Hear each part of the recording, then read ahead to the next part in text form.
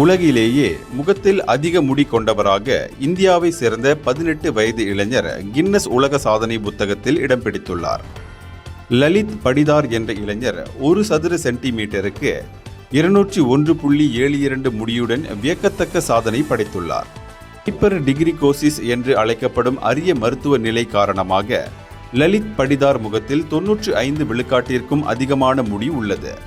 Guinness உலக சாதனை தரவுகளின்படி உலகளவில் பதிவான சுமார் 50 ஆவணப்படுத்தப்பட்ட வழக்குகளில் படிதார் ஒருவராக இடம்பெற்றுள்ளார். முகம் முழுக்க அதிக முடி கொண்ட படிதார் தனது ஆரம்ப பள்ளி நாட்களில் அவர் எதிர்கொண்ட சவால்களை விவரித்தார்.